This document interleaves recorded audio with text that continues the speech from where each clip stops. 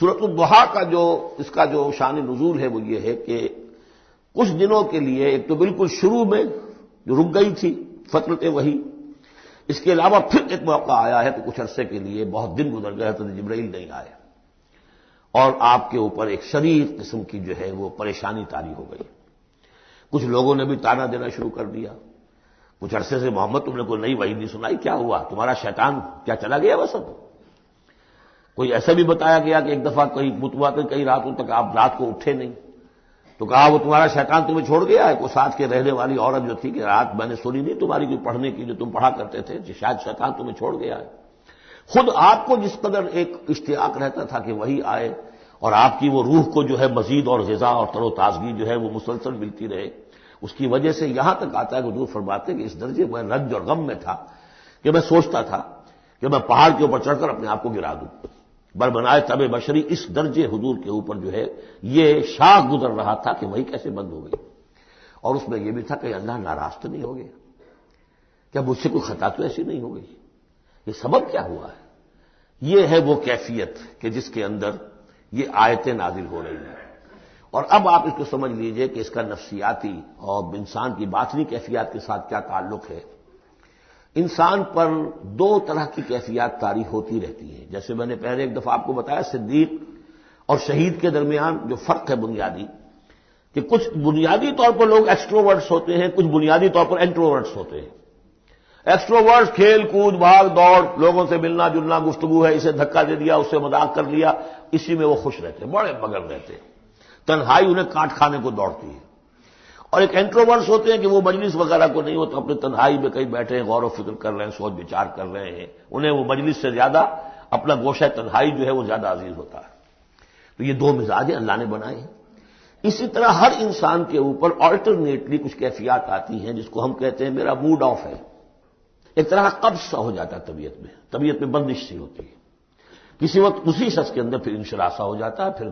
ہنسنے بولنے کو جی چاہتا ہے، گفتگو کرنے کو جی چاہتا ہے۔ یہ کیفیت جب انسان کی روحانی زندگی سے متعلق ہو جائے تو اس کو پھر صوفیہ نے نام دیا قبض اور بسط۔ کبھی طبیعت میں انشراح ہے، انبساط ہے، طبیعت جو ہے وہ آمادہ ہے، ہر چیز میں روشنی کا پہلو آدمی دیکھ رہا ہے، ہر چیز کے اندر آپ کو معلوم ہے ایک تاریک رخ بھی ہوتا ہے کسی معاملے کا اور روشن رخ بھی ہوتا ہے، اس وقت انسان روشن رخ کو دیکھتا ہے۔ اور ایک وقت میں آتا ہے کہ طبیعت میں بندش سی لگ گئی ہے، جیسے اندر کوئی پکڑ لیا کسی نے، اب طبیعت جو ہے وہ بھی اپنے اندر وہ انقباض محسوس کر رہی ہے، اور پھر آدمی پیسیمسٹک ہو جاتا ہے،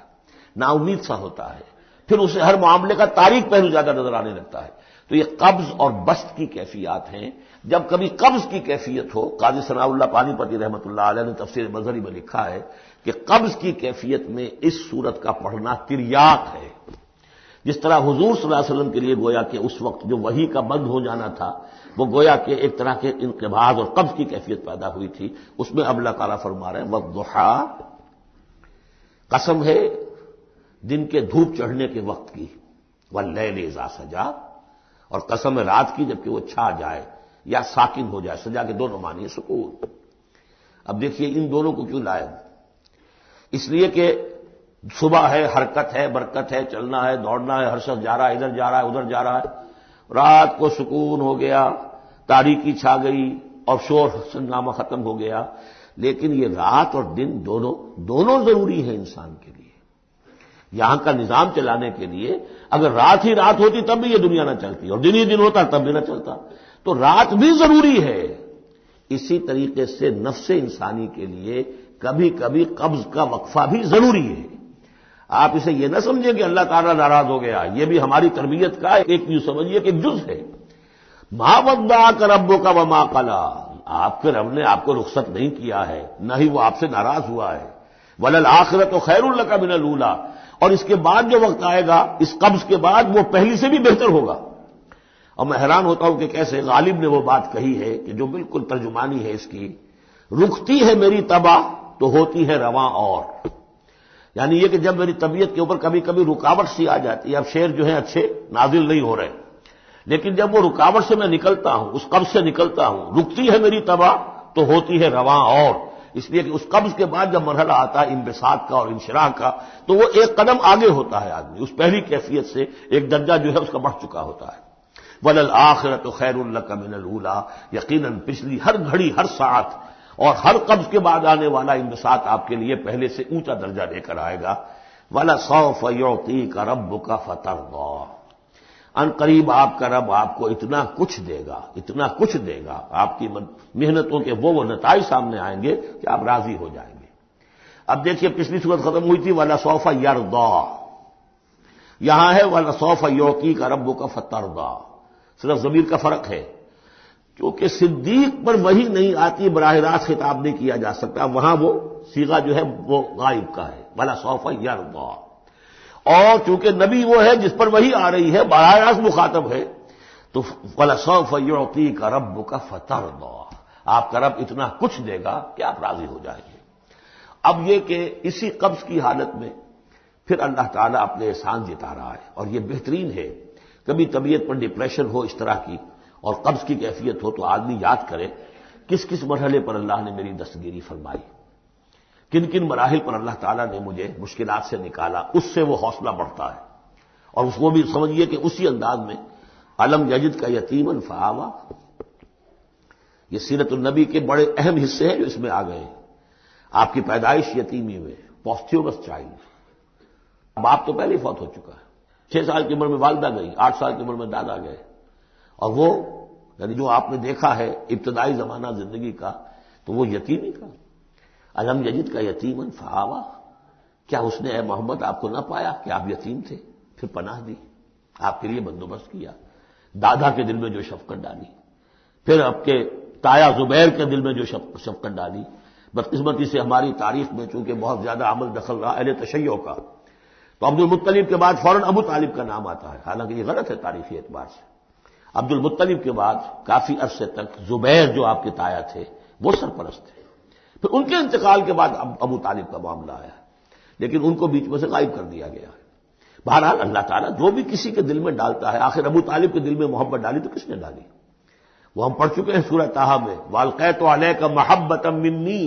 حضرت موسیٰ علیہ السلام کی موہنی صورت کے اوپر اللہ تعالیٰ فرماتے ہیں ہم نے اپنی محبت کا پرتو ڈال دیا کہ تمہیں دیکھنے کے بعد وہ قتل کرنے کے ارادے سے باز رہ گئے، ان کے ہاتھ چھل ہو گئے، ایسی موہنی صورت اسے قتل کرنے۔ وَأَلْقَيْتُ عَلَيْكَ مَحَبَّةً مِّنِّي وَلِتُصْنَعَ عَلَىٰ عَيْنِي، یہ ہوا ہے۔ تو فرمایا الم یجد کا یتیمن فآوا ووجدک ضالا فہدا، اور پھر جب آپ شعور کی پختگی کو پہنچے اور غور و فکر کا مرحلہ آیا، حقائق میں انسان کو سوچ بچار کا مرحلہ آیا، اور آپ کو دیکھا کہ آپ تلاش حقیقت میں سرگرداں ہیں تو ہدایت دی۔ وہ آگے آ جائے گا، بہت قریب پہنچ گئے ہم، اقرأ بسم ربک الذی خلق، وہ مرحلہ جب آئے گا۔ ووجدک عائلا فاغنی، اور پایا آپ کو تنگ دست تو غنی کر دیا۔ کس طرح سے راستہ پیدا کیا ہے خدیجہ الکبریٰ رضی اللہ تعالی عنہا نے، جو بھی ان کے آپ کے محاسن دیکھے کتنی گرویدہ ہوئی ہیں۔ بڑے بڑے سردار قریش کے جو ہے ان سے نکاح کے خواہش مند تھے، انہوں نے خود جو ہے اپنی لونی کے ذریعے سے پیغام دیا ہے حضور کو۔ تو یہ ساری چیزیں جو ہے ان کی ساری دولت جو ہے وہ پوری کی پوری انہوں نے لا کر حضور کے قدموں میں ڈال دی ہے۔ ووجدک عائلا فاغنی فاما الیتیم فلا تقہر، تو اے نبی تقاضے ان تینوں چیزوں کے کیا ہیں؟ ہم نے آپ کو یتیم پایا، پناہ دی، اب آپ بھی یتیم کی سرپرستی کیجئے، کسی یتیم کو اس کے اوپر کوئی جبر نہ ہو، سختی نہ ہو۔ واما السائل فلا تنہر، اور آپ جبکہ تلاش حقیقت میں سرگرداں تھے تو ہم نے آپ کو ہدایت دی، اسی طریقے سے اب آپ کو بھی کوئی شخص سائل بن کر آپ کے پاس آئے، سوال کرے، اسے جھڑکنا نہیں ہے۔ اسے جو بھی سائل دونوں طرح کے ہوتے، سوال کرنے والا کوئی علمی سوال اور سوال کرنے والا کوئی مالی مدد کے لیے۔ وَأَمَّا بِنِعْمَةِ رَبِّكَ فَحَدِّثْ، اور جو ہدایت تمہیں دی ہے ہم نے اب اسے عام کرو، یہ نعمت ہے، آپ کے رب کا انعام ہے، یہ ہدایت جو آپ کو عطا ہوئی ہے اس کو بیان کرو۔ اس کے بیان کرنے میں یہ بھی ہے کہ اللہ کے انعامات کا چرچا انسان کرے اس کا شکر ادا کرنے کے لیے، اور یہ بھی ہے کہ اس کو پھیلائے اور عام کرے، دوسروں تک پہنچائے، ورنہ وہ بخل ہو جائے گا کہ وہ دولت جو ہے ہدایت کی اس کو آدمی صرف اپنی ذات تک محدود رکھے اور اس کا جو خیر ہے وہ دوسروں تک نہ پہنچائے۔